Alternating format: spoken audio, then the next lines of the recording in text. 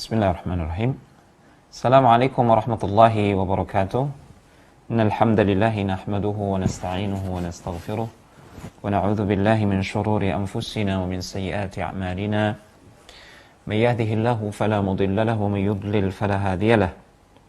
Ashhadu an la ilaha illallah wahdahu la syarika lah wa ashhadu anna Muhammadan 'abduhu wa rasuluh. Ya ayyuhalladzina amanu taqullaha haqqa tuqatih ولا تموتن إلا وأنتم مسلمون يا أيها الناس اتقوا ربكم الذي خلقكم من نفس واحدة وخلق منها زوجها وبث منهما رجالا كثيرا ونساء واتقوا الله الذي تساءلون به والأرحام إن الله كان عليكم رقيبا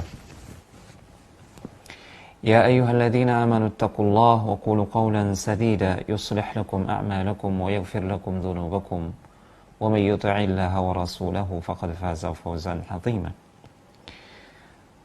فإن أصدق الحديث كتاب الله وخير الهدي هدي محمد صلى الله عليه وسلم وشر الأمور محدثاتها وكل محدثة بدعة وكل بدعة ضلالة وكل ضلالة في النار أما بعد أخوتي في الله أعزني الله وإياكم جميعا. Kita bersyukur kepada Allah Tabaraka wa Ta'ala karena dengan taufik serta kasih sayangnya kita bertemu kembali dalam rangkaian pembahasan silsilah A'malul Qulub, silsilah amalan hati. Semoga Allah Subhanahu wa Ta'ala memberikan kita ilmu yang bermanfaat serta memberikan kita taufik untuk mengamalkan ilmu tersebut di atas ketaatan dan keikhlasan kepadanya Tabaraka wa Ta'ala. Salawat serta salam tidak lupa kita haturkan untuk baginda Rasulullah Sallallahu Alaihi Wasallam, untuk keluarga beliau, para sahabat dan seluruh umat yang setia di atas syariat beliau dan sunnah beliau hingga akhir zaman kelak. Ikhwati fillah, rahimani wa rahimakumullah.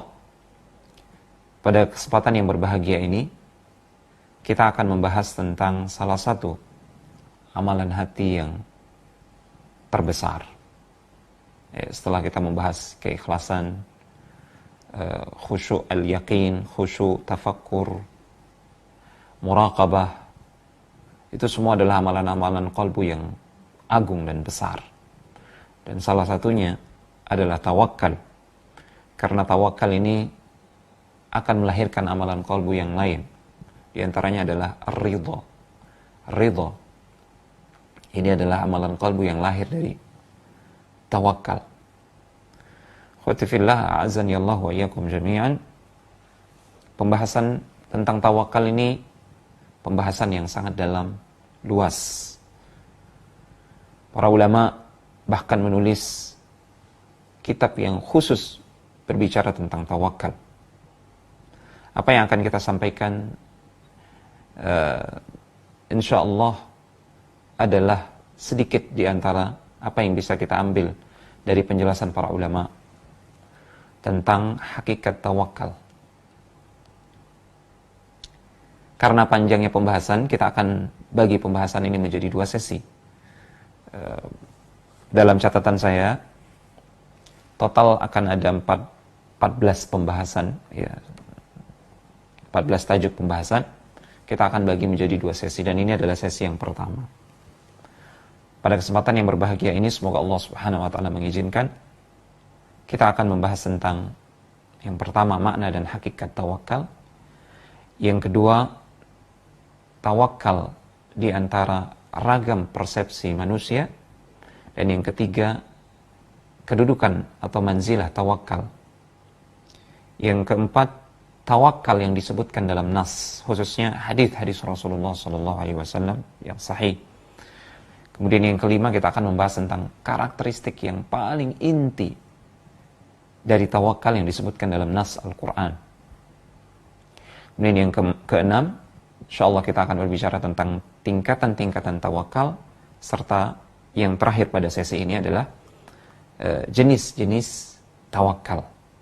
Adapun pembahasan tentang hubungan antara tawakal dan sebab, kemudian petunjuk salaf, bagaimana mereka merealisasikan tawakal dan sebab, jalan-jalan atau sebab-sebab yang bisa kita upayakan atau tips-tips yang bisa kita realisasikan untuk mewujudkan tawakal yang sejati, kemudian buah-buah tawakal serta kisah-kisah salaf bagaimana mereka bertawakal kepada Allah Tabaraka wa Ta'ala.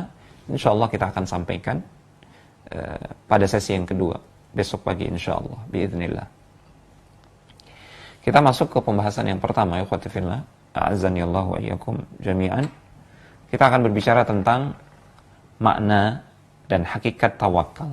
Seperti biasa kita akan bahas dari sisi bahasa, kemudian secara istilah syar'i, dan nanti insya Allah kita akan bawakan kesimpulannya, unsur-unsur yang harus ada pada tawakal. Secara bahasa orang-orang Arab, ya, mereka biasa mengatakan tawakkal 'ala Allah. Ya. Itu maksudnya adalah jika seseorang menyerahkan diri kepada Allah Tabaraka wa Ta'ala. Jadi inti maknanya adalah menyerahkan diri. Kata-kata al-wakil ini juga satu akar kata dengan tawakkul ya, atau tawakal. Al-wakil maknanya adalah manakala seseorang menjalankan perintah orang yang memberinya mandat ya, atau perintah. Dinamakan wakil karena yang memberi mandat telah menjadikan dia sebagai wakil untuk mewujudkan urusannya. Urusan si pemberi mandat ya. Al-Quran menyebutkan kata-kata al-wakil di beberapa tempat, menyebutkan beberapa kata-kata wakil di beberapa tempat di dalam Al-Quran. Di antara mananya menurut para mufassir, al-wakil berarti al-hafidh, penjaga ya. Kemudian al-kafil, wakil juga bermakna al-kafil, penanggung, yang menanggung kebutuhan. Kemudian wakil juga bisa bermakna al-kafi, yang memberikan kecukupan ya, sehingga seseorang tidak butuh kepada yang lain.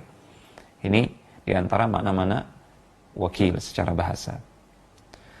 Imam Syankiti rahimahullahu ta'ala dalam tafsirnya beliau Adwa'ul Bayan, beliau menjelaskan makna-makna wakil yang kita sebutkan tadi itu makna-makna yang berdekatan dan muaranya satu,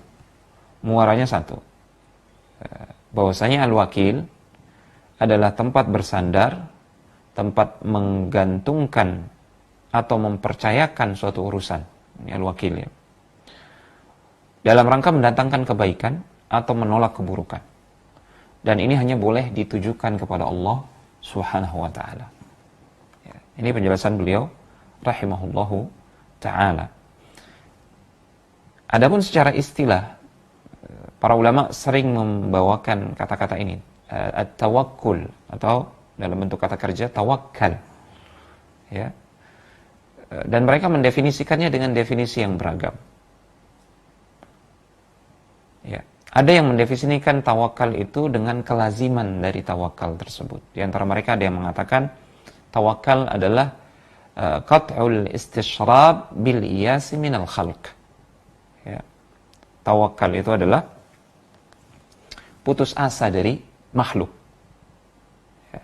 Ini adalah kelaziman dari tawakal. Konsekuensi dari tawakal adalah manakala kita tidak lagi butuh kepada tidak lagi menumpukan harapan kita, menggantungkan harapan kita kepada makhluk, namun hanya kepada Allah semata. Ini adalah konsekuensi atau kelaziman dari tawakal. Ada yang di antara para ulama yang mendefinisikan tawakal itu dengan buah yang akan dihasilkan oleh tawakal tersebut. Mereka mengatakan at-tawakkul tuma'ninatul qalbi bi maw'udillahi tabaraka wa ta'ala. Hakikat tawakal itu adalah ketentraman atau ketenangan hati seseorang dengan apa yang dijanjikan oleh Allah Subhanahu wa Ta'ala. Ya. Ini adalah buah dari tawakal, manakala seseorang merasakan ketentraman dan ketenangan di dalam hatinya terkait janji-janji Allah Subhanahu wa Ta'ala. Hatinya begitu yakin dan percaya sepenuhnya akan janji Allah Subhanahu wa Ta'ala. Tidak ada keraguan, sehingga itu menimbulkan ketenangan di dalam hatinya. Ada yang mendefinisikan tawakal itu dengan sebab yang melahirkan tawakal itu sendiri. Mereka mengatakan tawakal adalah husnul dhanni billahi tabaraka wa ta'ala. Tawakal itu pada hakikatnya adalah, kata mereka, berprasangka baik atau prasangkaan baik kepada Allah tabaraka wa ta'ala. Tidak berprasangka buruk kepada Allah tabaraka wa ta'ala. Ini tawakal. Dan jika kita teliti, jika kita renungi, husnul dhan billah ini adalah salah satu sebab yang bisa melahirkan tawakal. Ini adalah sebab utamanya. Di antara para ulama ada yang mendefinisikan tawakal itu dengan sebagian makna dari tawakal. Mereka mengatakan at-tawakkul qat'un nazar 'anil asbab ba'da tahyi'atil asbab. Tawakal adalah tidak bergantung kepada sebab. Namun itu setelah mengupayakan sebab. Jadi sebab tetap harus diupayakan dalam tawakal. Bahkan ini salah satu rukun dari tawakal. Seseorang harus mengupayakan sebab. Namun hatinya tidak bergantung kepada sebab. Terkait hasil yang dia upayakan tersebut. Terkait hasil dari apa yang dia upayakan. Ya, itu dia gantungkan harapannya hanya kepada Allah Tabaraka wa Ta'ala. Bukan kepada sebab. Nah, ini adalah sebagian makna dari tawakal. Beragam definisi para ulama. Namun di sini saya nukilkan definisi dari Al-Hafidz Ibnu Al-Qayyim dan nantinya penjelasan atau kesimpulan dari Syekh Abdurrahman bin Nasir As-Sa'di rahimahullahu taala, dan ini adalah definisi yang terbaik tentang tawakal. Al-Hafidz Ibnu Al-Qayyim rahimahullahu taala, salah seorang ulama yang wafat pada tahun 751 Hijriah, murid dari Syekhul Islam Ibnu Taimiyah. Kata beliau, at-tawakkulu yajma'u aslain. Tawakal itu dia mengumpulkan dua perkara pokok. Ilmal qalbi wa amalahu. Yang pertama adalah ilmu di hati, dan yang kedua adalah amalan hati. Maksudnya apa? Amma ilmuhu, kata beliau, fayakinuhu bikifayati wakilihi wa kamali qiyamihi bima wukila ilaihi. Ya. Ilmu di hati maksudnya adalah berupa keyakinan seseorang akan jaminan kecukupan dari sang wakil. Ya.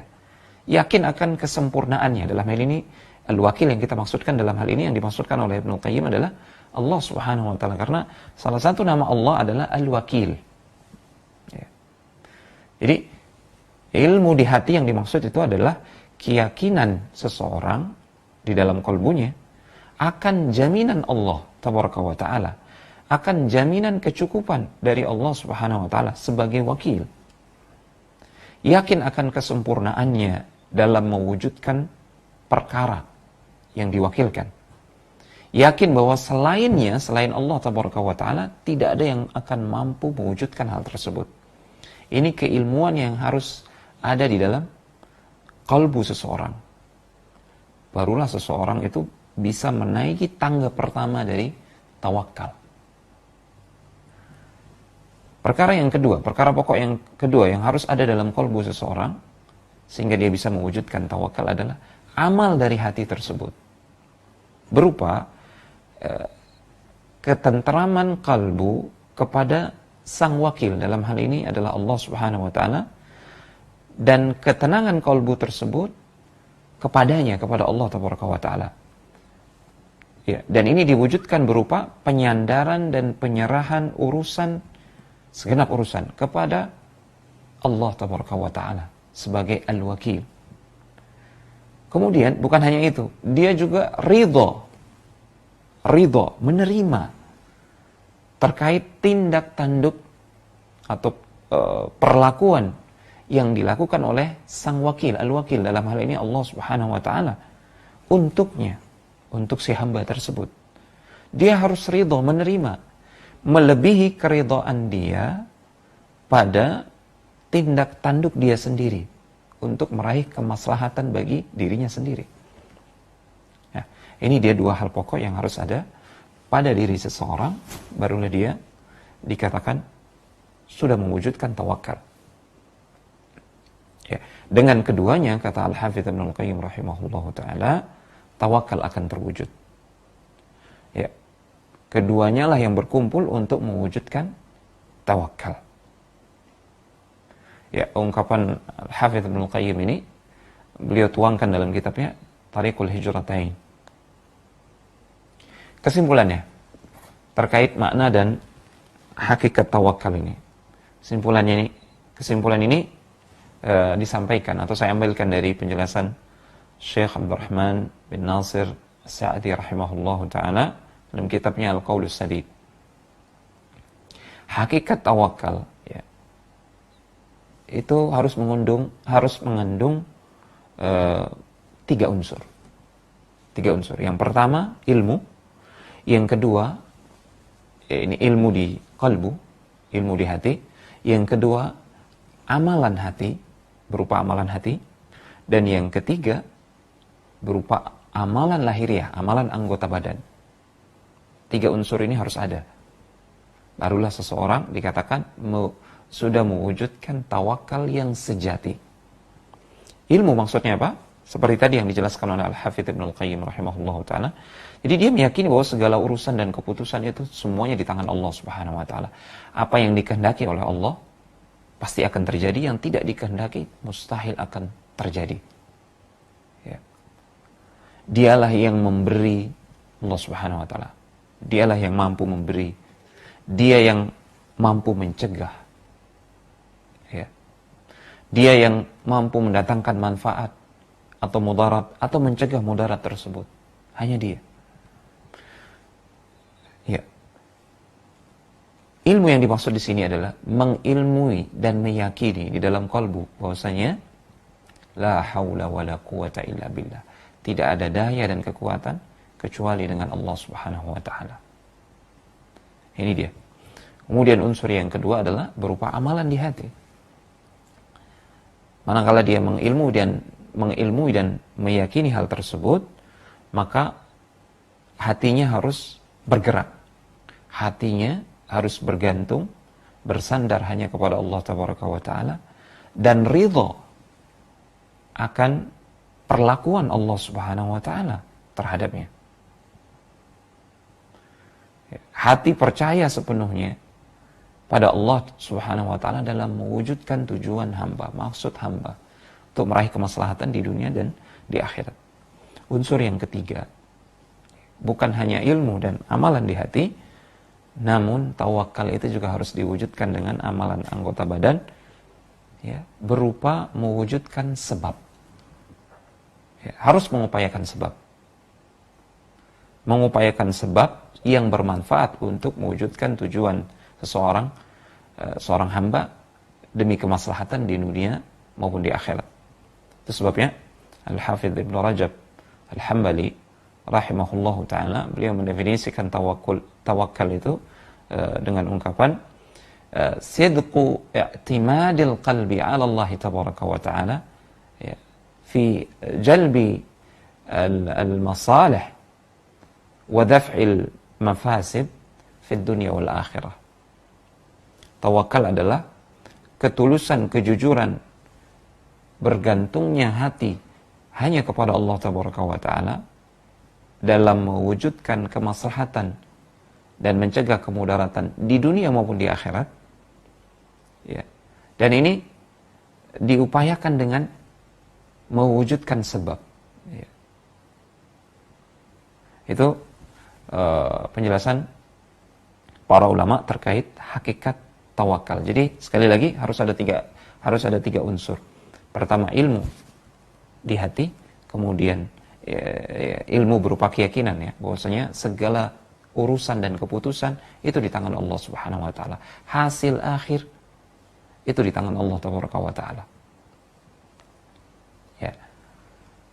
Kalau Allah berkehendak pasti terwujud sekalipun tanpa sebab. Ya, namun sunnatullah, Allah sudah menetapkan ya, segala sesuatu yang terjadi di muka bumi ini terjadi dengan sebab. Terjadi dengan sebab. Orang sembuh, Allah takdirkan dengan sebab, yaitu adanya obat yang Allah turunkan untuk menghadapi suatu penyakit. Ya. Kendati pada kondisi tertentu Allah Subhanahu wa ta'ala sangat mungkin untuk mewujudkan sesuatu tanpa sebab atau dengan sebab yang kecil, bahkan tidak masuk dalam logika manusia. Contoh seperti misalkan ketika Allah memerintahkan Musa untuk memukulkan tongkatnya ke lautan. Secara akal sehat mustahil tongkat itu akan membelah lautan.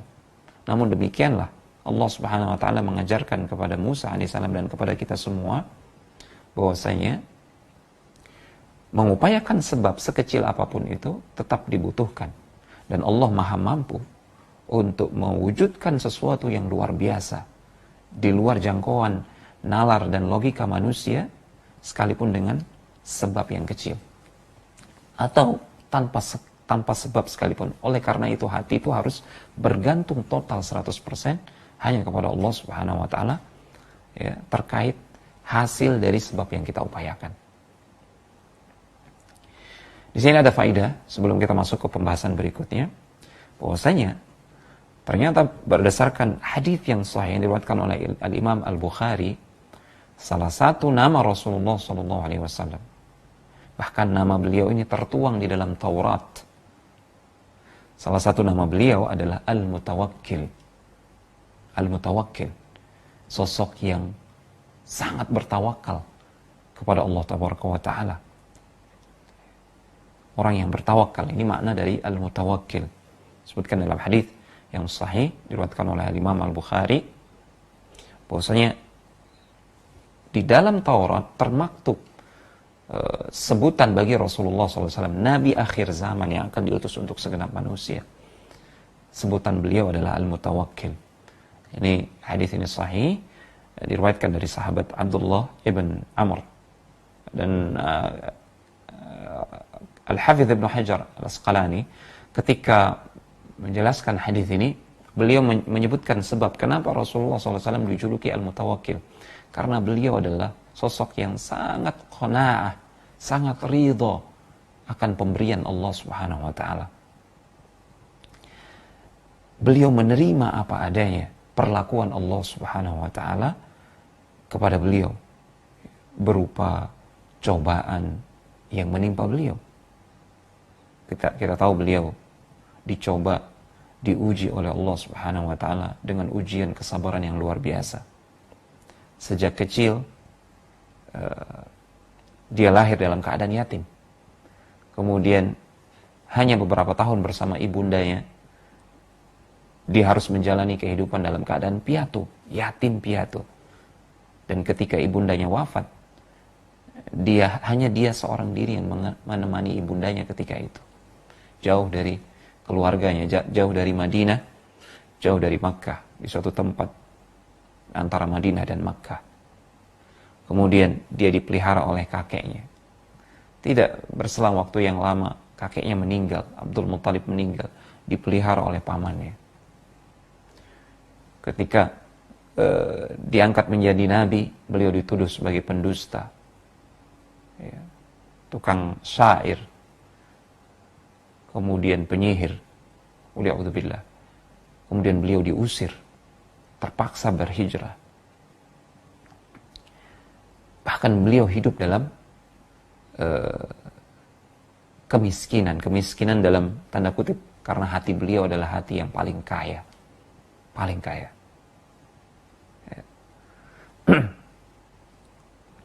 Namun beliau menerima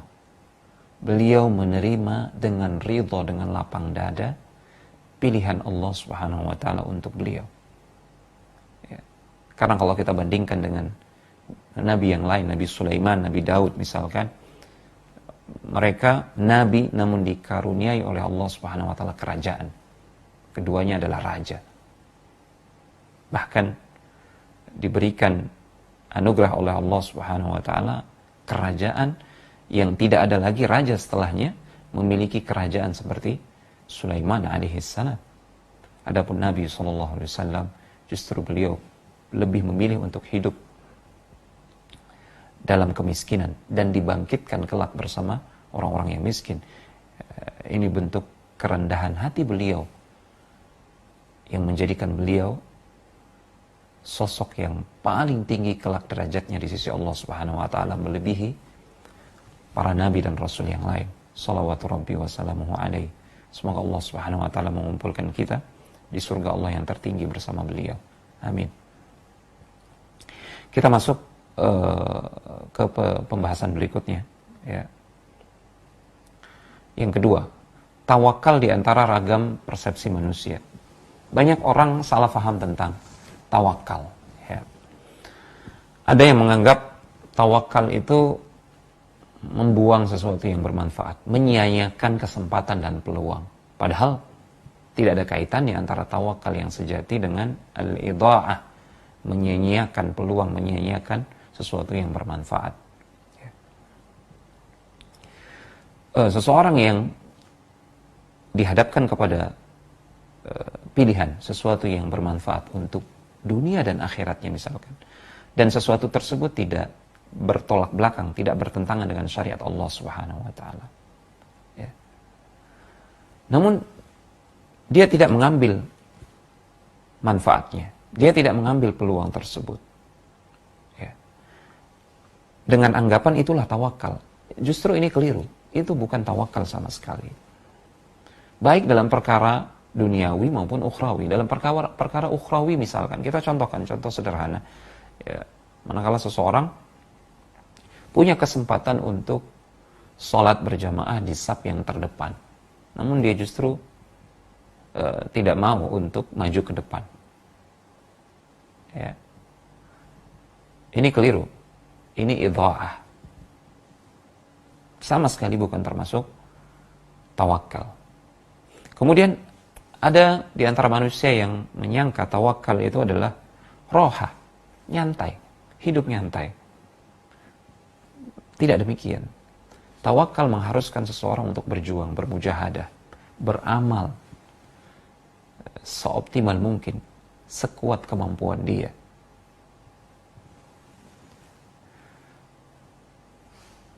Itu tawakal. Bukan justru nyantai, ya, dan mengentengkan amal.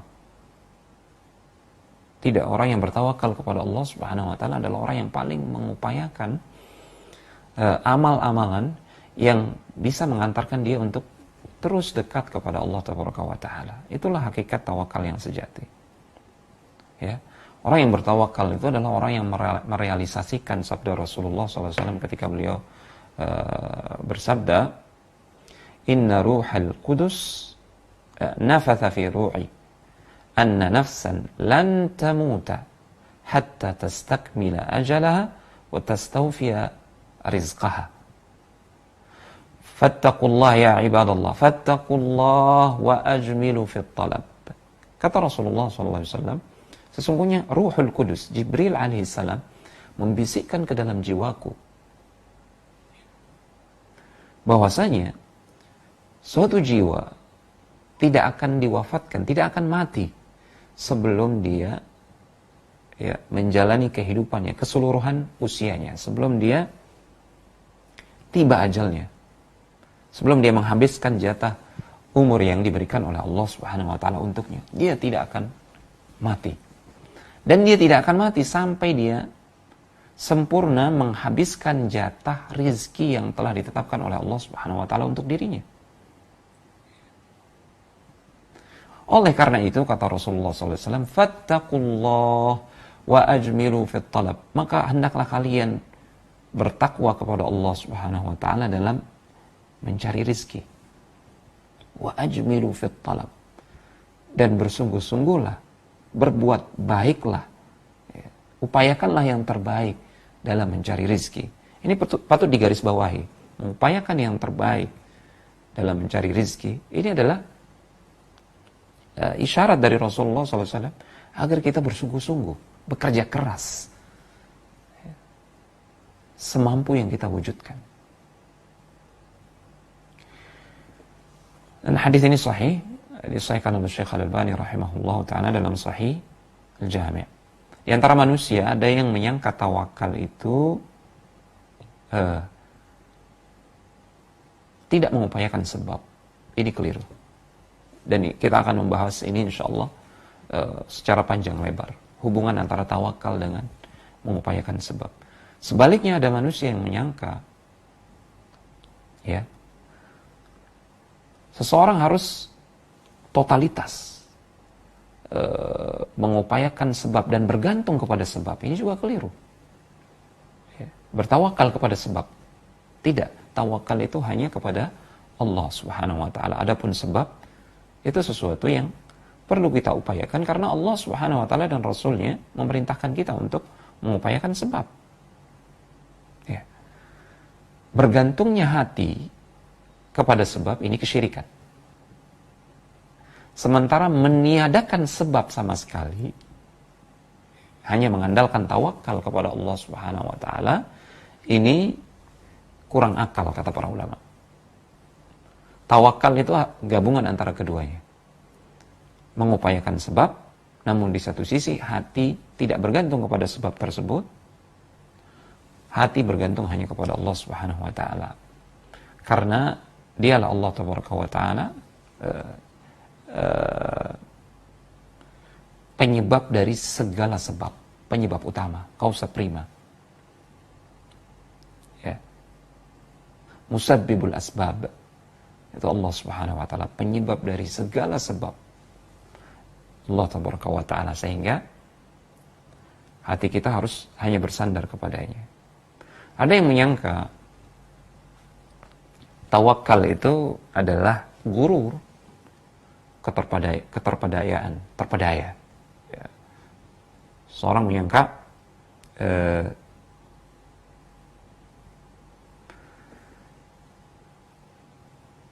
dia cukup tidur bermalas-malasan, cukup berdoa kepada Allah Subhanahu wa ta'ala, cukup melakukan sholat di masjid, namun tidak bekerja, tidak beramal, tidak berusaha. Ini orang-orang yang tertipu, maghrur. Ya, itu bukan tawakal sama sekali. Orang yang bertawakal itu ibarat petani, diumpamakan oleh para ulama seperti petani. Petani yang menginginkan hasil yang terbaik dari benih yang ditanamnya. Ya. Sebelum dia menanam benih, dia pilih dulu benih yang terbaik. Benih tanaman yang terbaik. Setelah itu dia akan membajak sawahnya, menyiapkan lahannya, sesubur mungkin dia siapkan. Dia airi dengan baik. Tidak berhenti hanya sampai di situ. Dia pelihara tanaman tersebut bebas dari hama, dari gulma, dan seterusnya. Dia berikan pupuk, dia berikan air secukupnya. Barulah kemudian terkait hasil panennya, dia berdoa. Dia berharap total hanya kepada Allah Subhanahu wa ta'ala yang terbaik. Orang-orang yang seperti ini adalah orang yang bertawakal dengan tawakal yang sejati. Bukan orang yang bertawakal, ya, dia asal-asalan memilih benih, tidak memelihara lahan, tidak memberikan pupuk, dia tanam begitu saja benihnya, tanpa memperhatikan atau tanpa menghilangkan gulma atau hama yang akan mengganggu tanaman tersebut. Kemudian dia berdiam diri di rumah, berdoa dan berharap. Menurut dia itu adalah tawakal. Ini adalah maghrur, tertipu, terpedaya. Dan ini adalah salah satu perangkap di antara perangkap-perangkap iblis. Waliya'udzubillah. Ada yang menyangka manusia, menyangka tawakal itu adalah al-ajiz, kelemahan. Al-ajiz. Menurut mereka orang yang sedikit-sedikit tawakal ini adalah orang-orang yang bodoh, orang-orang yang lemah, orang-orang yang super malas. Tidak demikian. Ya. Tawakal itu justru bertolak belakang dengan al-ajiz, kelemahan. Karena tadi kita sebutkan, seseorang yang bertawakal dia harus bekerja keras mengupayakan sebab. Ya. Itu beberapa gambaran singkat tentang persepsi yang keliru tentang tawakal. Sengaja saya sampaikan di awal agar lebih mendekatkan pemahaman kita kepada tawakal yang sejati. Pembahasan yang ketiga, kita akan bicara tentang kedudukan tawakal, manzilah, keagungan tawakal. Itu kita lihat dari beberapa sisi, insya Allah. Sisi yang pertama, tawakal, jika kita membuka Al-Quran, kita akan dapati tawakal itu di dalam Al-Quran banyak sekali dikaitkan dengan ajaran-ajaran yang paling agung di dalam Islam. Elemen-elemen yang paling pokok di dalam ajaran Islam itu senantiasa dikaitkan dengan tawakal. Contoh misalkan tawakal dan keimanan. Allah Subhanahu wa taala berfirman ya dalam surat Yunus ayat yang ke-84. Wa qala Musa ya qaumi in kuntum amantum billahi fa alaihi tawakkalu in kuntum muslimin. Ya. Ini kisah tentang Musa manakala beliau berkata kepada Bani Israel, wahai kaumku, apabila engkau benar-benar beriman, apabila kalian benar-benar beriman kepada Allah Subhanahu wa taala, ya. Fa alaihi tawakkalu, maka hendaklah hanya kepadanya kalian bertawakal. Tawakal dikaitkan dengan iman, sehingga para ulama berdasarkan ayat yang tadi dan banyak lagi ayat yang lain, ya. Wa alaihi fatawakkalu in kuntum mu'minin. Banyak sekali ayat-ayat yang seperti itu. Sehingga Al-Hafidz Ibnu Al-Qayyim sampai-sampai mengatakan tawakal itu adalah salah satu syarat keimanan. Tidak ada tawakal, tidak ada iman, kata beliau. Allahu Akbar. Tawakal sering dikaitkan dengan Islam atau keislaman. Contoh dalam ayat yang tadi, Allah Subhanahu wa taala berfirman, "Fa'alaihi tawakkalu in kuntum muslimin." Hanya kepadanya lah Allah Tabaraka wa taala kalian seharusnya bertawakal jika kalian orang-orang Islam. Kalian mengaku Islam, seharusnya kalian bertawakal hanya kepada Allah Subhanahu wa taala. Tawakal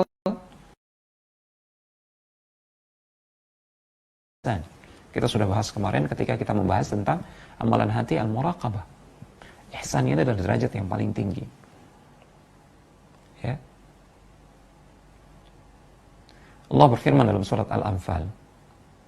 Ya, ini ciri-ciri orang yang ihsan, ciri-ciri orang yang bertawakal kepada Allah Subhanahu wa taala. Innamal mu'minuna alladhina idza dzukirallahu wajilat qulubuhum wa idza tuliyat 'alaihim ayatuhu zadatuhum imana wa 'ala rabbihim yatawakkalun. Hanyalah orang-orang yang beriman itu, ciri-ciri mereka yang utama adalah orang-orang yang manakala disebut Allah Subhanahu wa taala, disebut nama Allah, hati mereka bergetar. Wajilat qulubuhum. Manakala dibacakan ayat-ayat Allah Subhanahu wa taala, keimanan mereka bertambah dan ciri mereka berikutnya adalah mereka hanya bertawakal kepada Allah Tabaraka wa taala. Para ulama menafsirkan ayat ini ketika mereka membahas tentang derajat ihsan. Artinya, ciri-ciri ini adalah ciri-ciri orang yang ihsan dan salah satunya adalah hanya kepada Allah mereka bertawakal. Dalam ayat yang lain, tawakal dikaitkan dengan hidayah. Hidayah. Kita tahu manzilah yang sangat agung dari hidayah. Sampai-sampai kita memintanya setiap saat, minimal 17 kali dalam sholat kita. Ihdinas siratal mustaqim. Kita meminta hidayah, taufik dari Allah Tabaraka wa taala. Hidayah ilmu dan hidayah taufik.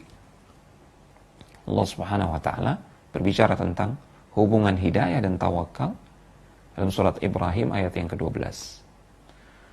Wa ma lana alla natawakkala 'ala Allah wa qad hadana subulana wa lanasbiranna 'ala ma adaitumuna wa 'alallahi falyatawakkalul mutawakkilun.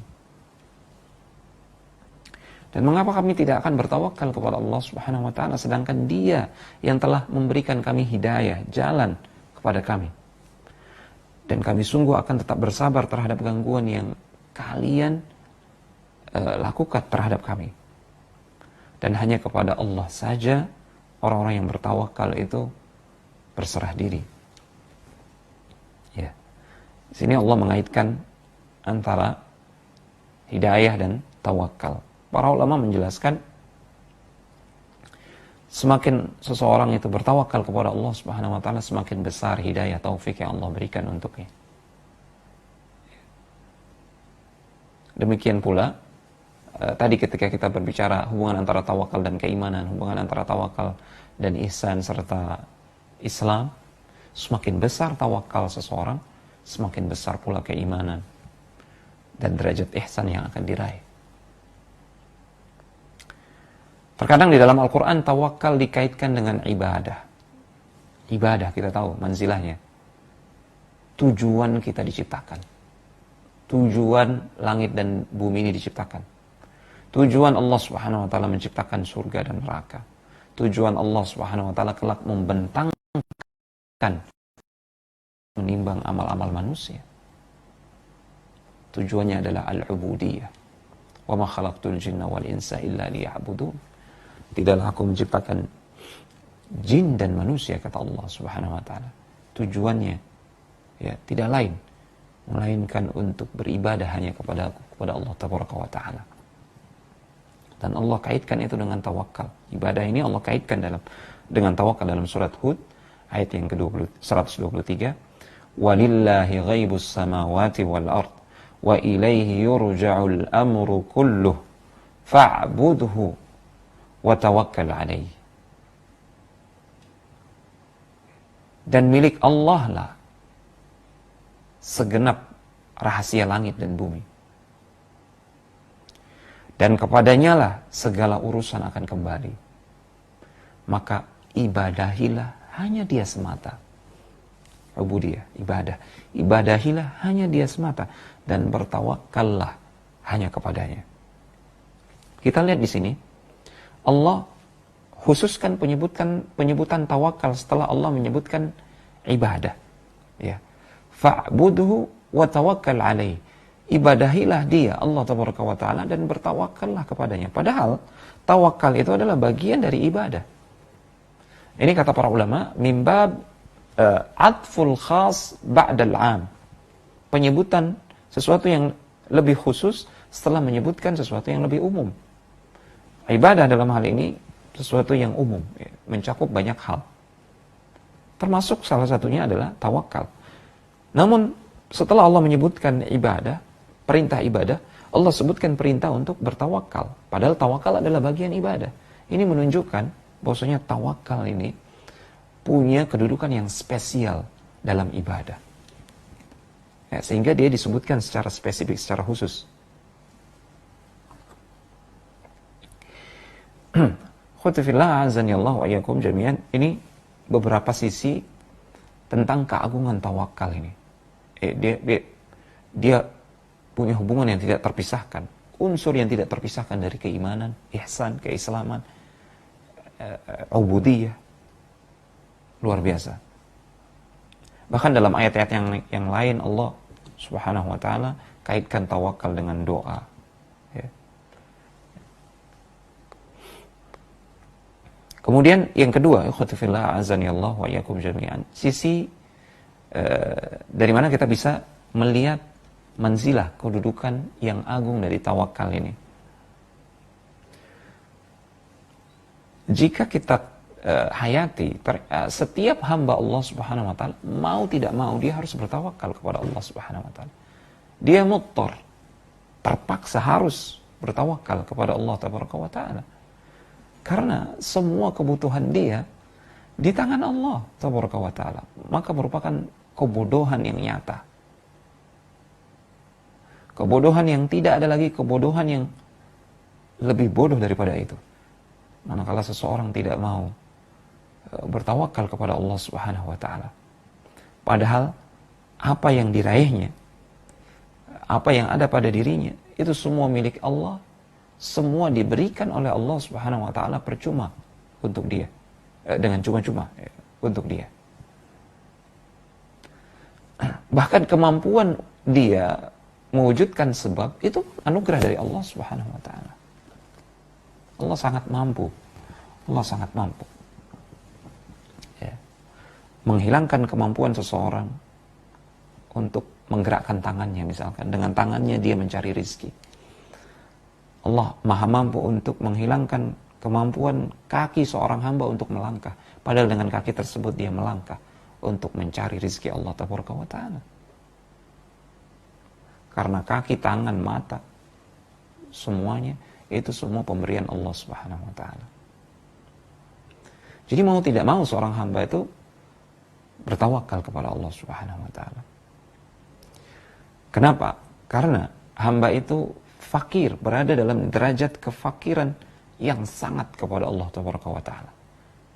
Di satu sisi sebaliknya, Allah Subhanahu wa ta'ala sangat tidak butuh kepada hamba tersebut. Justru hamba tersebut sangat butuh kepada Allah, dan Allah maha sempurna dari segala sisi. Allah maha memberi. Allah menyayangi, menganugerahi. Kemudian setiap kali seorang hamba dia bertawakal atau menggantungkan hatinya kepada selain Allah Subhanahu wa ta'ala, maka dia akan mendapatkan mudarat. Ya. Seperti orang yang kelebihan makan. Ya. Seseorang itu makan sekadar kebutuhan dia. Kalau lebih dari kebutuhan, itu justru akan memudaratkan tubuhnya. Cahaya matahari, kita butuh sinar matahari. Namun jika seseorang berlebih-lebihan dalam masalah ini, dia berjemur misalkan setiap hari, itu akan berbahaya bagi kulitnya, berbahaya bagi kesehatannya. Manakala seseorang mengkonsumsi sesuatu melebihi kebutuhannya. Demikian pula dengan hati. Manakala dia menggantungkan hatinya kepada selain Allah Subhanahu wa ta'ala. Terlebih dia berlebih-lebihan dalam hal tersebut. Seseorang yang katakanlah yang dirundung ishq, penyakit ishq, gila karena rindu, karena cinta kepada seseorang lawan jenis misalkan, kepada seorang wanita, dimabuk asmara misalkan. Orang yang seperti ini dia tersiksa hidupnya. Cinta yang dia rasakan tersebut justru akan memudaratkan dia. Baik orang yang dia cintai tersebut masih ada maupun tiada. Ketika orang yang dia cintai itu masih ada, seseorang akan tersiksa dengan kerinduannya, seseorang akan tersiksa dengan keberadaan orang tersebut. Dia terpenjara. Bahkan dia menjadi budak. Budak dari keinginan makhluk yang dia cintai.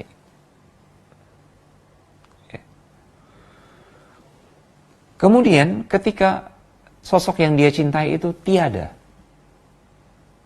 dia pun dirundung rasa pilu dan sakit karena berpisah dengan orang yang dia cintai, makhluk yang dia cintai. Berbeda halnya jika dia gantungkan hatinya, cintanya kepada Allah Subhanahu wa ta'ala, zat yang maha kaya yang tidak akan pernah mati. Zat yang senantiasa akan membalas cinta hambanya yang benar-benar mencintainya. Juga bertawakal ya dalam meraih kemaslahatan baik di dunia, apalagi di akhirat, ya. Justru itu akan melahirkan hal sebaliknya. Orang-orang musyrik misalkan, mereka menggantungkan hati mereka, harapan mereka bertawakal kepada Lata, Manat, Uzza.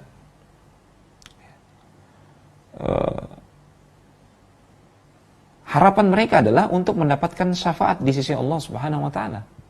Harapan mereka adalah agar Lata, Manat, Uzza dan Hubal tersebut bisa mendekatkan mereka kepada Allah sedekat-dekatnya.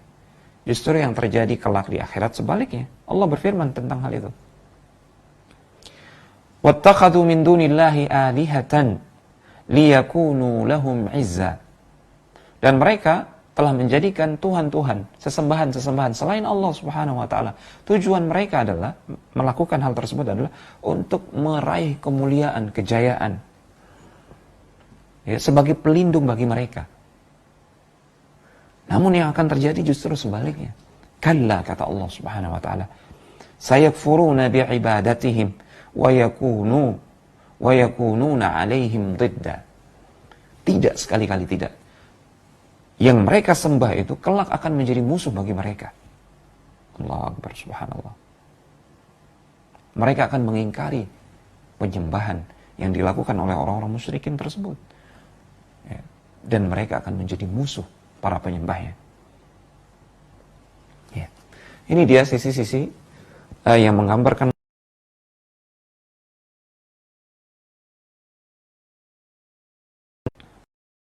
kita masuk ke pembahasan yang keempat, tawakal yang disebutkan dalam hadis-hadis Rasulullah SAW.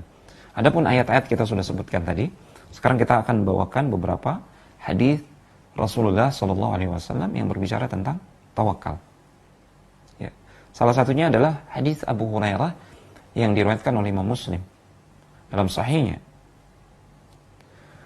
An Abi Hurairah radhiyallahu ta'ala an.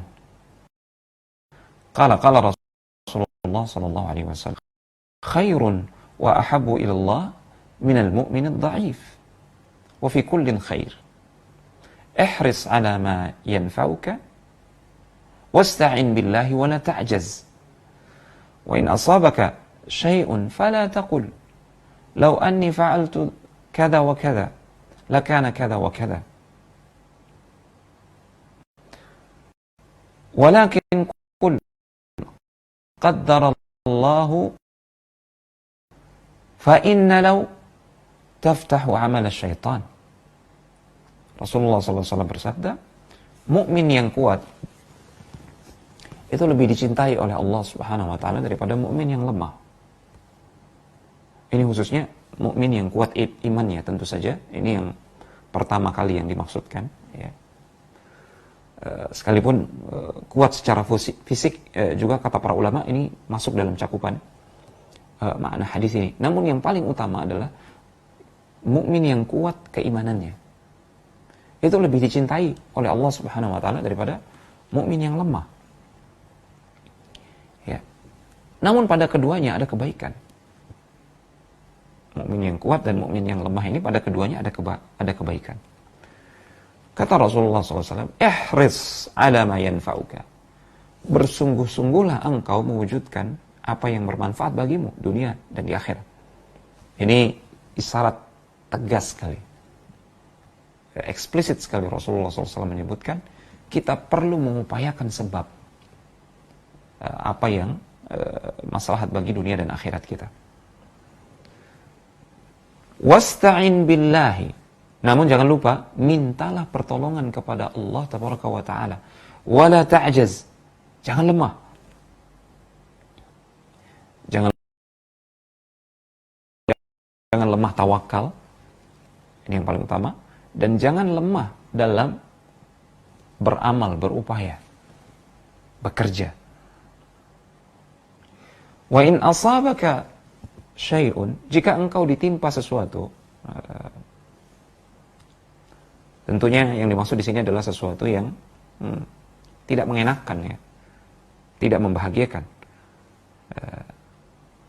sesuatu yang merugikan, berupa musibah misalkan, ujian, cobaan. Jika engkau ditimpa hal tersebut, fala taqul law anni fa'altu kana kadza, law anni fa'altu kana kadza wa kadza. Oh, andai kata saya melakukan ini, tentu hal ini tidak akan terjadi. Ya. Jangan mengucapkan hal yang seperti itu. Walakin qul, namun ucapkanlah, qaddarallah ma syaa fa'al. Ini adalah sesuatu yang sudah ditakdirkan oleh Allah Subhanahu wa taala, ya. Apa yang dikehendakinya akan terwujud. Fa inna law, karena ungkapan andai kata, kalau saja, Coba kalau begini, coba kalau begitu. Coba kalau saya melakukan ini. Coba kalau saya memilih yang itu. Andai saya tidak melakukan itu. Ini ungkapan-ungkapan seperti ini, ungkapan yang tidak diperbolehkan. Karena ini akan membuka pintu amalan bagi syaitan. Ya. Hadis ini jelas sekali berbicara tentang tawakal dan hakikat tawakal. Bahwasanya tawakal itu mengharuskan seseorang ya, memohon pertolongan kepada Allah Taala. Dan setelah sebelumnya dia mewujudkan sebab, berupaya, beramal, berjuang sekuat tenaga. Jangan lemah. Adapun jika hasilnya tidak sesuai harapan, maka disinilah peran dari tawakal. Disinilah peran dari tawakal. Dia meyakini tersebut sudah ditetapkan oleh Allah Subhanahu wa taala, sudah Subhanahu wa taala pasti terwujud. Namun di balik itu pasti ada hikmahnya. Sehingga dia tidak diperkenankan untuk mengatakan, coba ya saya tidak melakukan itu. Ya, kalau seandainya saya melakukan itu, ini justru akan membuka pintu syaitan. Kemudian hadis berikutnya yang berbicara tentang tawakal. Rasulullah SAW bersabda tentang orang-orang yang disebutkan akan masuk surga tanpa hisab, tanpa azab. Ada 70.000 golongan umat Rasulullah SAW akan masuk surga tanpa azab, tanpa hisab. Ya, semoga sifat mereka yang utama adalah humul ladzina la yatatayyarun wa la yastarqun wa la yaktawun wa ala rabbihim yatawakkalun. Mereka adalah orang-orang yang tidak pernah beranggapan sial. Tatayur. Ya. Tidak pernah takut dengan angka 13. Ya, tidak pernah takut dengan kucing hitam misalkan. Tidak pernah menganggap itu sebagai perkara-perkara yang akan membawa kesialan. Ya. Mereka adalah orang-orang yang tidak pernah meminta untuk diruqyah. Minta diruqyah. Kuatnya tawakal mereka. Adapun meruqyah diri sendiri, maka ini boleh. Ya, tidak masalah. Yang jadi masalah adalah manakala dia meminta orang lain untuk meruqyah dirinya. Ini ada unsur sedikit bergantungnya hati kepada orang lain, kepada makhluk. Wala yaktawun, dan di antara ciri mereka adalah mereka tidak melakukan pengobatan kayu dengan besi panas. Ya. Ini pengobatan pamungkas. Ya. Pengobatan pamungkas ini biasanya orang-orang yang sudah tidak kuat bersabar lagi, akhirnya mereka melakukan pengobatan seperti itu, kayu. Kemudian Rasulullah menyimpulkan wa ala rabbihim yatawakkalun, dan hanya kepada Rabb mereka Allah tabaraka wa taala mereka bertawakal. Ini mereka orang-orang yang akan masuk surga tanpa azab dan tanpa hisab. Hadis yang ketiga, dan hadis tersebut diriwayatkan oleh Imam Al-Bukhari dari sahabat Abdullah bin Abbas radhiyallahu taala anhuma. Hadis yang ketiga juga diriwayatkan oleh Imam Al-Bukhari dalam sahihnya. Rasulullah Sallallahu Alaihi Wasallam bersabda, hadis ini diriwayatkan oleh Ibnu Abbas, tentang ucapan Nabi Ibrahim alaihissalam ketika beliau dilempar nyala-nyala. Beliau mengucapkan hasbunallah wa ni'mal wakil. Ibrahim mengucapkan ketika beliau dilempar ke dalam api, sesungguhnya hasbunallah wa ni'mal wakil.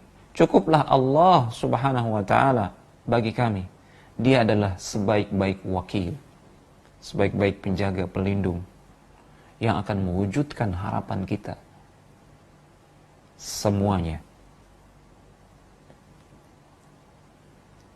Itu adalah kalimat yang diucapkan oleh Ibrahim alaihissalam, dan Allah Subhanahu wa taala menyelamatkan Ibrahim alaihissalam ketika itu. Kita bisa mengambil kesimpulan bahwasanya tawakal kepada Allah Tabaraka wa taala itu adalah salah satu faktor keselamatan. yang terbesar di dunia maupun di akhirat. Kemudian hadis yang keempat, Rasulullah SAW mengajarkan sebuah doa atau zikir ya.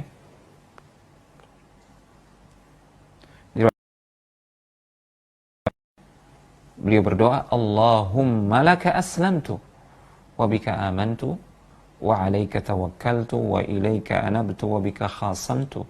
Allahumma inni a'udhu bi'izzatika la ilaha illa anta an tudillani antal hayyul ladzi la yamut wal jinnu wal insu yamutun. La ilaha illa anta an tudillani antal hayyul ladzi la yamut wal jinnu wal insu yamutun. Ya Allah, kata Rasulullah SAW dalam doanya, aku berserah diri kepadamu, aku bertaubat kepadamu, dan aku mengadukan segenap urusanku kepadamu ya Allah. Ya Allah, sungguhnya aku berlindung dengan kemuliaan-Mu, tidak ada ilah yang berhak untuk diibadahi selain Engkau, ya. Tidak ada ilah yang berhak untuk diibadahi selain Engkau. Aku berlindung pada Engkau ya Allah, jangan sampai aku ini disesatkan. Engkau maha hidup, tidak akan pernah mati selama-lamanya, sementara jin dan manusia mereka semua akan mati. Ini dalam hadis yang lain, Rasulullah SAW pernah bersabda, ini beliau sekali lagi mengajarkan kepada kita tentang hakikat tawakal. Radhiyallahu ta'ala anhu. Sering kita dengar Rasulullah SAW bersabda,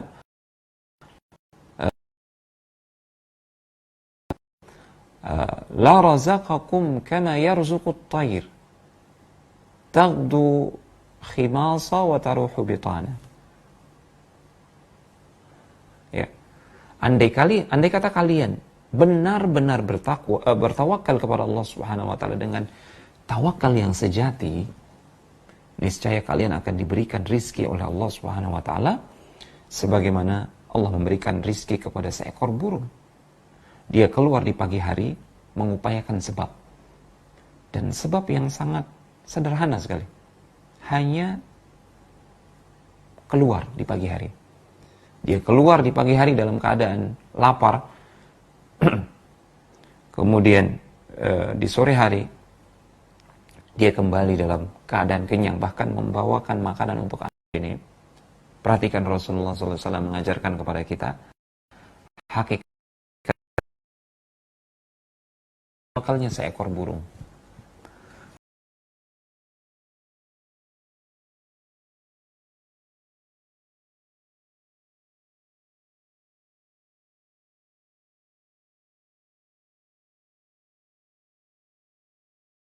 Lihat burung. Dia tidak memiliki stok simpanan makanan ya, stok makanan yang banyak. Itu. Ada keesokan harinya, dia akan mencarinya pada keesokan hari. Seekor burung. Dan dia adalah makhluk Allah yang kecil. Namun burung adalah makhluk yang bertawakal kepada Allah Subhanahu wa taala. Dia hanya mengupayakan sebab, hanya keluar di pagi hari. Hanya keluar. Modal burung hanya itu. Upaya yang ya.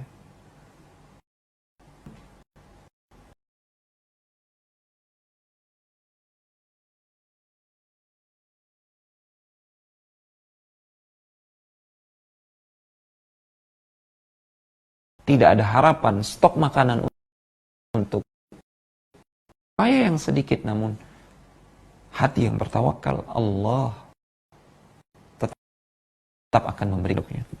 Itu bagi seekor burung, apalagi bagi manusia yang dikaruniai perlengkapan jasmani yang luar biasa, dibekali otak, menambah pemahaman kelima,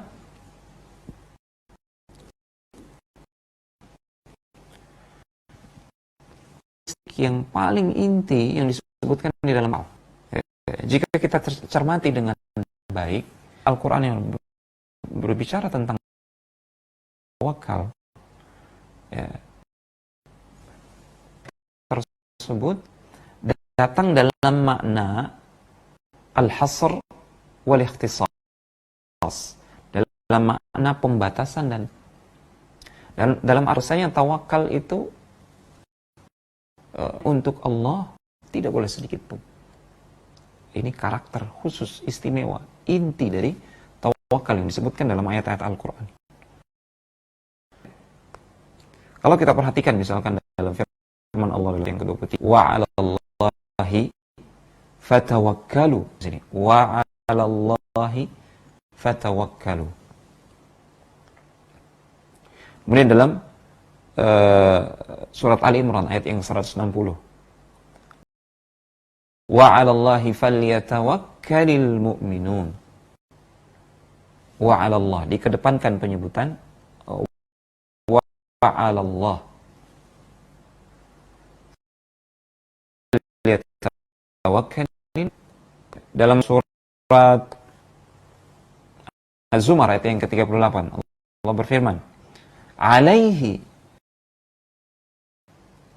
yatawakal, bertawakal orang yang bertawakal, ya. Alaihi ini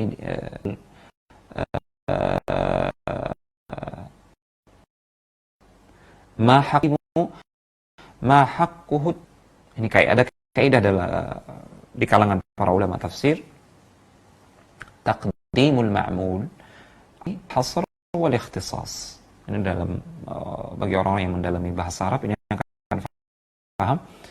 Jika ma'mul dikedepankan penyebutannya memberikan makna pengkhususan dan pembatasan.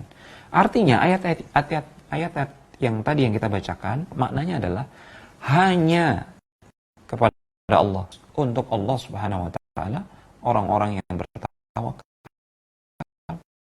berserah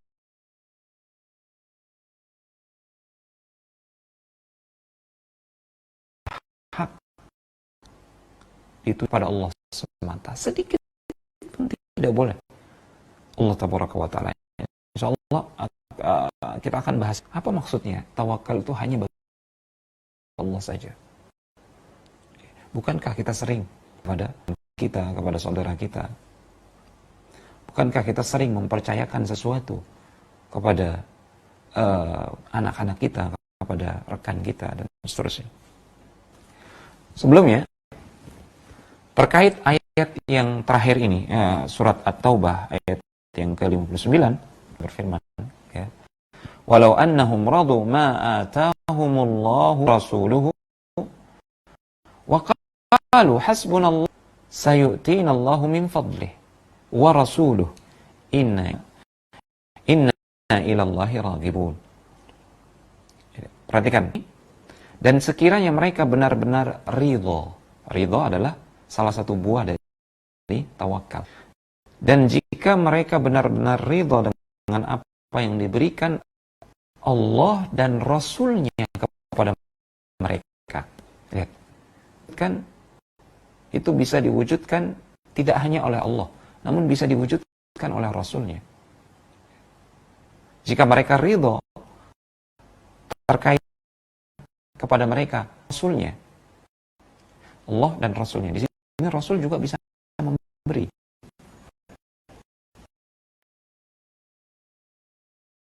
Ini hasbunallah sayu'tina Allahu min fadlih wa rasul. Cukuplah Allah bagi kami, Allah dan Rasulnya. Catat, dan Rasulnya akan memberikan kepada kami. Lagi-lagi Allah mengatakan Rasul bisa.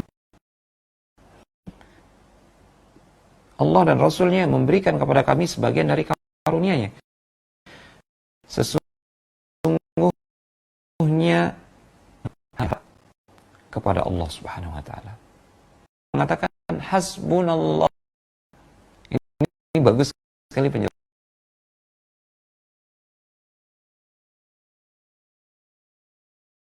menjabarkan, ya. Tidak boleh bagi Allah. Hatta sekalipun itu malaikat Allah atau Rasul yang paling dicintai oleh Allah Subhanahu Wa Taala, tidak boleh bertawakal kepada Rasul, kepada malaikat. Misalkan berupa di Baitul Mal, rampasan ketika hasil dari jihad misalkan, maka itu bisa diberikan juga oleh Rasulullah SAW.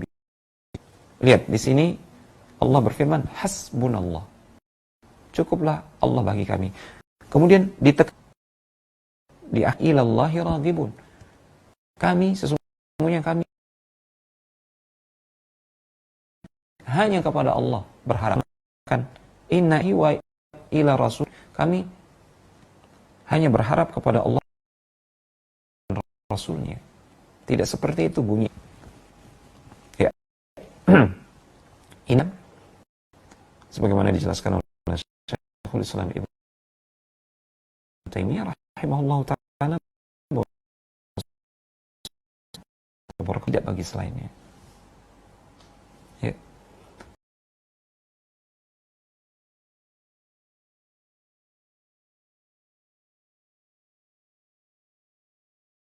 Pembahasan yang keenam, kita akan membahas tentang tawakal. Ini kata tawakal. Para ulama mengatakan at-tawakkulu thalathu darajat. Tawakal itu ada 3 tingkatan. Meninggalkan keluh kesah. Wa tsaniyah ar-ridha. Yang kedua adalah ridha. Nerimo putusan dan perlakuan Allah Subhanahu wa taala. Wa tsalitsah cinta. Fatarku syikayati, derajat yang pertama tadi adalah derajat yang paling rendah. Manakala seseorang meninggalkan keluh kesah, ini derajat kesah Subhanahu wa taala untuknya. Apa yang dibagi kriz, anugerah dan lain sebagainya, dia terima dengan hati yang lapang dan tentram. Ini ar-ridha, tingkatan yang lebih tinggi dari yang pertama. Kemudian yang ketiga, ini yang paling tinggi.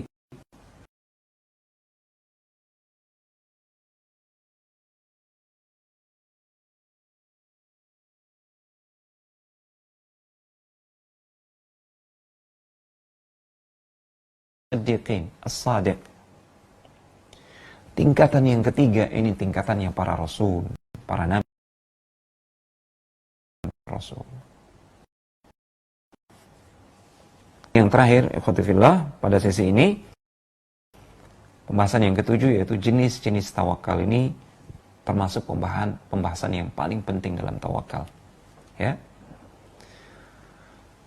Kita akan bagi tawakal itu dari sisi tujuan atau kepada siapa kita bertawakal.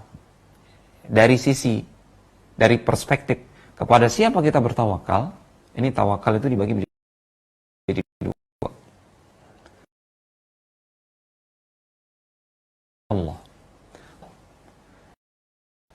Ini pertama, tawakal seorang hamba dalam rangka dirinya, menjadikan dirinya istiqamah, menjadi bertakwa, menjadikan dirinya faham tentang agama Allah,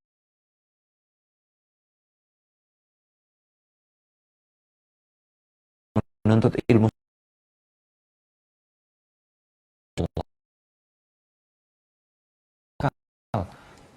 kepada Allah Taala, tawakal kepada Allah.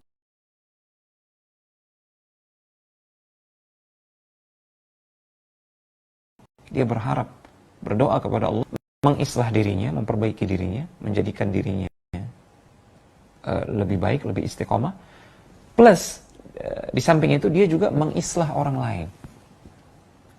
Dia berupaya untuk menegakkan agama Allah Subhanahu wa taala di tengah keluarganya, di tetangganya, di tengah masyarakat. Ini lebih mulia daripada yang pertama. Ini pahalanya besar sekali.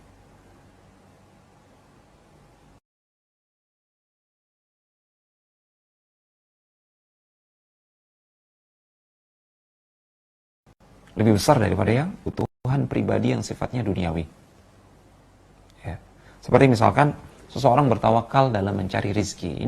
Rizki ini kan kebutuhan dia, kebutuhan seseorang.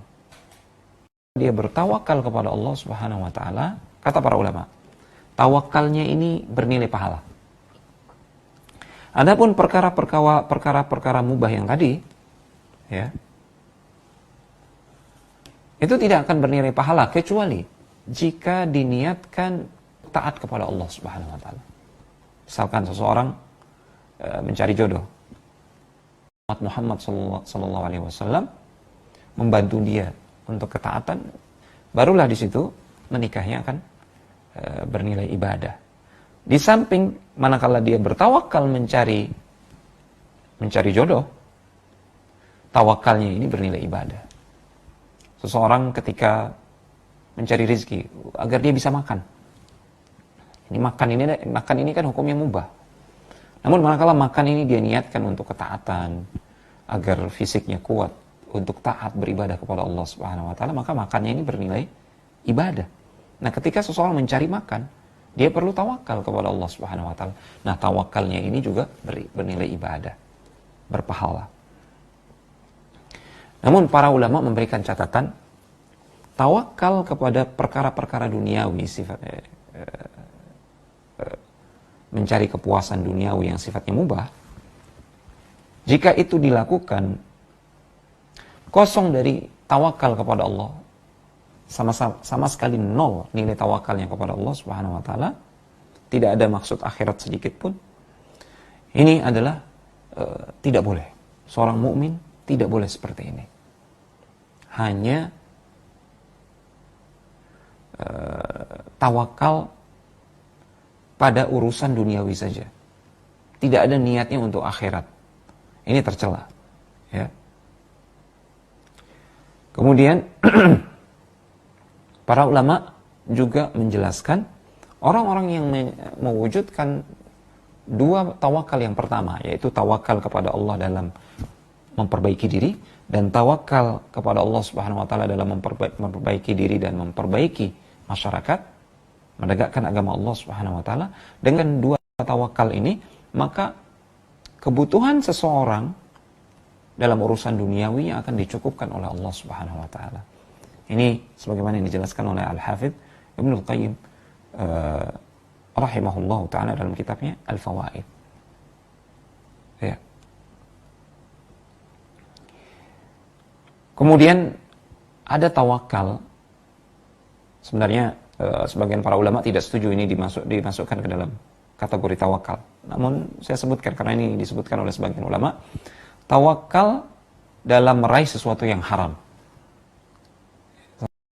Seseorang mengupayakan yang haram, namun kata dia dalam hati saya bertawakal kepada Allah, semoga saya meraihnya. Ini sebagian ulama tidak sepakat ini dimasukkan ke dalam kategori tawakal. Ini tawakal yang tercela. Kalaupun kita sebut dia sebagai tawakal, ini tawakal yang tercela dan diharamkan. Ya. Kemudian tawakal yang kedua, jenis yang kedua yaitu tawakal kepada selain Allah. Di sini perlu sedikit fokus, penting sekali. Tawakal kepada selain Allah. Ingat kembali tadi kita mengatakan bahwasanya tawakal itu hanya untuk Allah, khusus bagi Allah semata, tidak bagi selainnya, siapapun dia. Nah, tawakal kepada selain Allah ini terbagi menjadi dua. Ya. Yaitu tawakal yang hukumnya syirik. Tawakal yang hukumnya syirik. Ini yang pertama. Dan yang kedua, kita tidak menyebutnya sebagai tawakal, kita sebut dia sebagai wakalah, perwakilan. Dan ini diperbolehkan. Jadi hanya ada dua. Yang satu ini haram dan bukan hanya sekedar haram, ini kesyirikan. Dan yang kedua ini diperbolehkan, jaiz kata para ulama. Bagaimana penjelasannya? Yang pertama, tawakal yang hukumnya syirik, dan ini terlarang, jelas. Yang pertama adalah tawakal kepada makhluk. Tawakal kepada makhluk tidak boleh sama sekali. Terkait sesuatu yang tidak bisa diwujudkan kecuali hanya oleh Allah semata. Dalam hal ini tawakal kepada makhluk hukumnya syirik. Bahkan syirik besar, syirik yang bisa mengeluarkan seseorang dari keislaman. Ini yang diistilahkan oleh para ulama tawakkul as-sir, tawakal rahasia. Maksudnya apa? Tawakal yang didasari pada keyakinan, i'tiqad, bahwasanya ada makhluk yang memiliki kekuatan rahasia untuk mewujudkan harapan. Nah, ini tawakal berdasarkan keyakinan yang sesat dan batil, mengantarkan seseorang kepada kesyirikan besar, syirkun akbar. Ya, contohnya bagaimana? Contoh orang yang bertawakal kepada kuburan atau penghuni kubur. Kuburan yang dianggap keramat atau penghuni kubur yang dianggap keramat. Ya.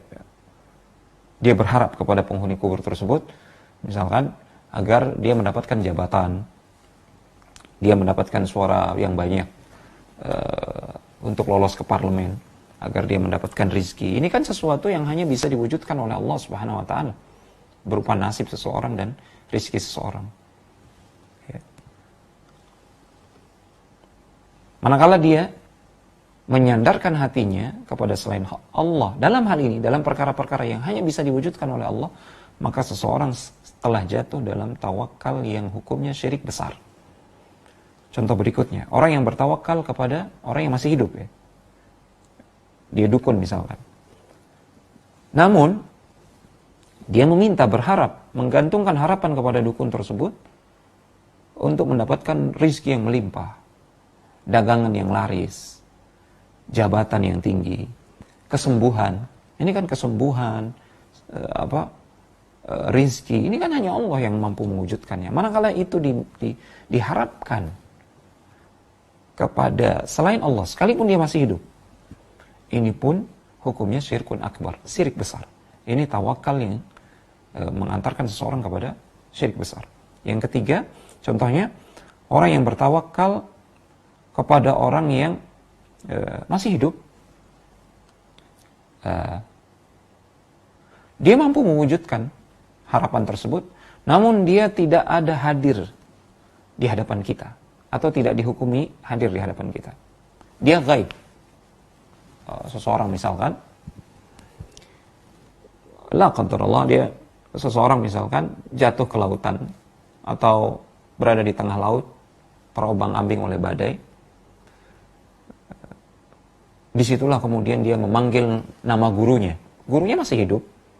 Wahai guru, wahai Syekh Fulan, wahai Abdul Qadir Al-Jailani misalkan. Dia menyebut tokoh tertentu, walaupun tokoh tersebut masih hidup. Namun tokoh tersebut tidak hadir di hadapannya. Ini tawakal seseorang, tawakal hati seseorang dalam hal ini bernilai syirik besar.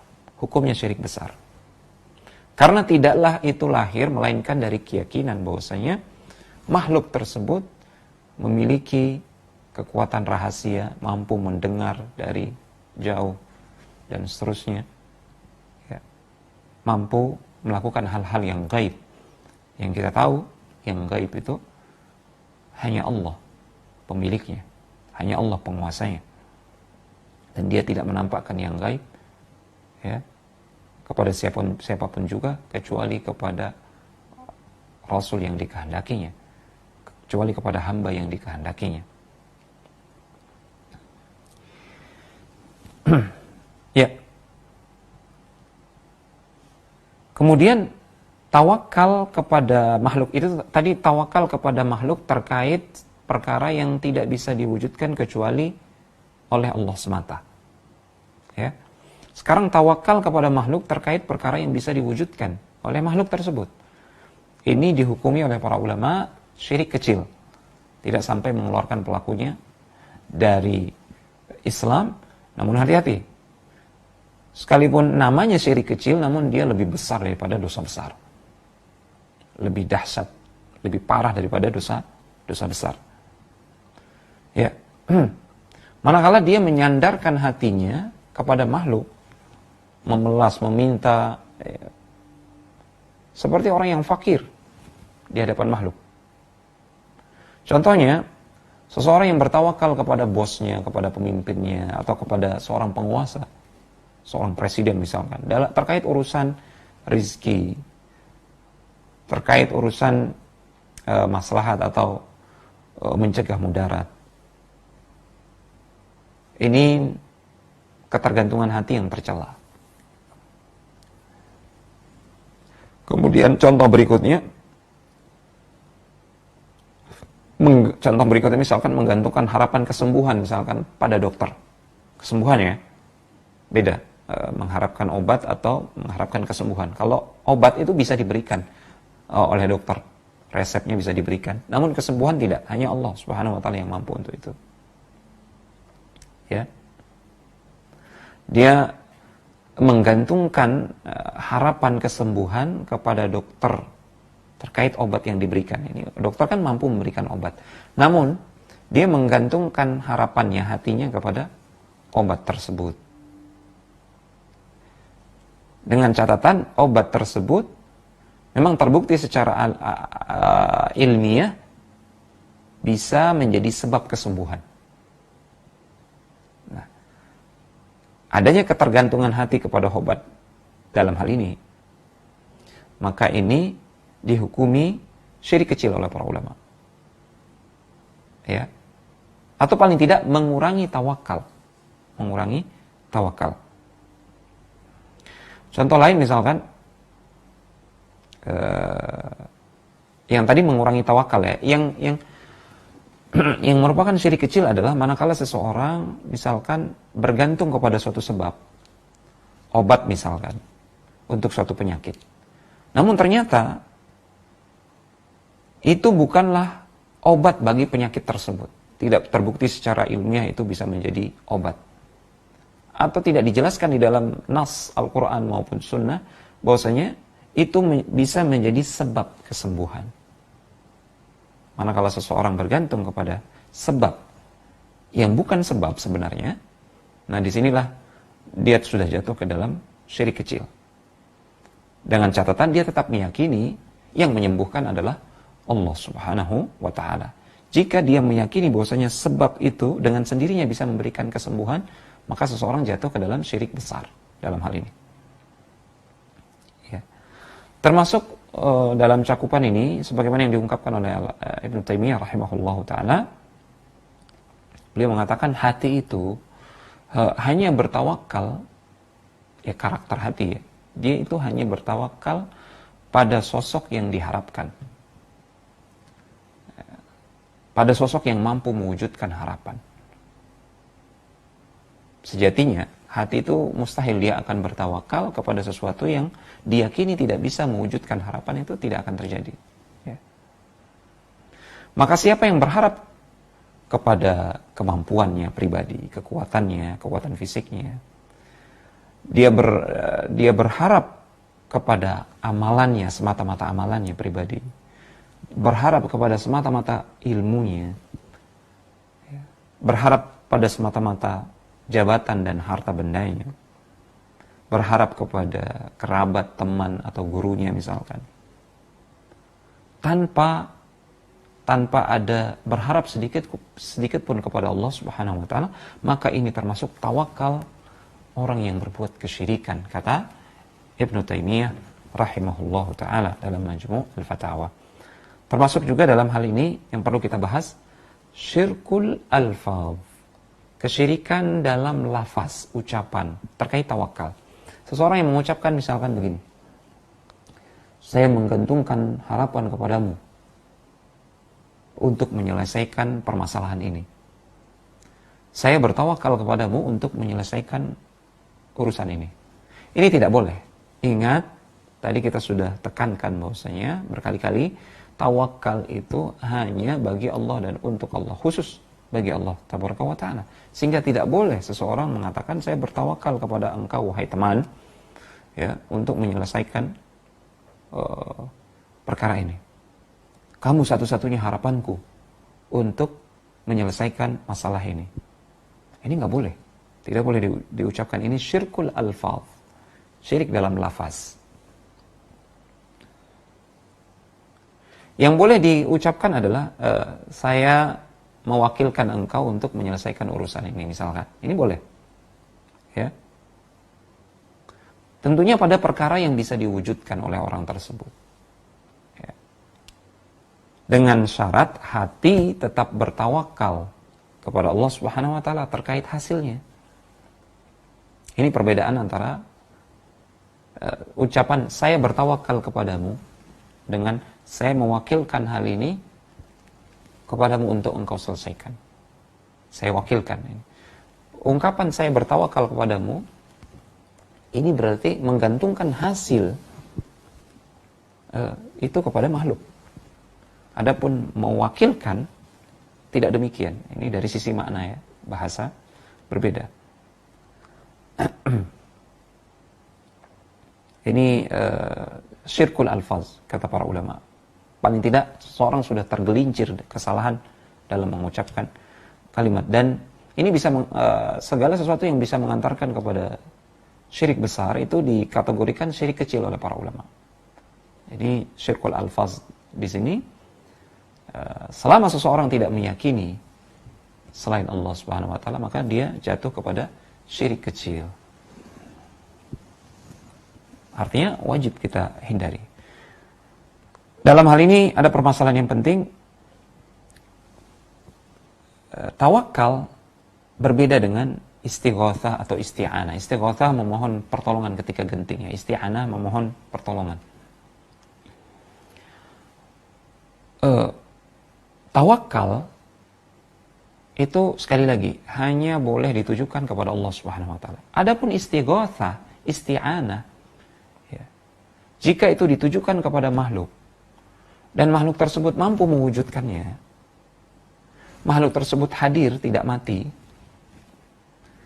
maka ini boleh.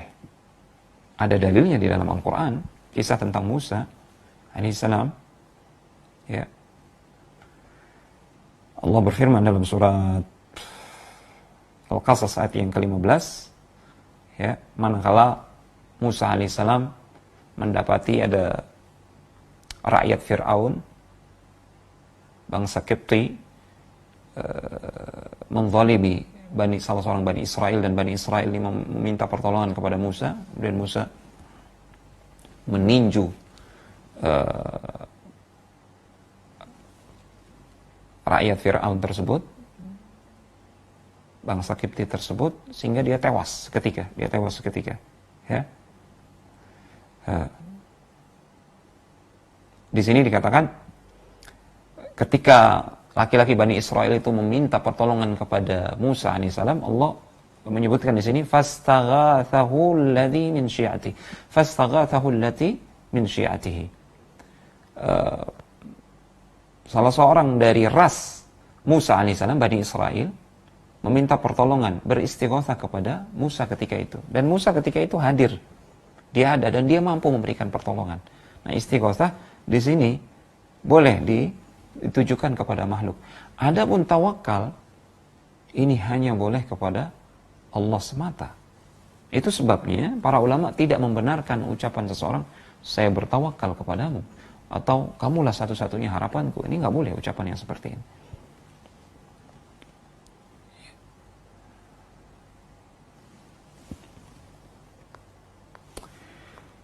Kemudian yang diperbolehkan seperti apa? Wakalah yang diperbolehkan. Ya.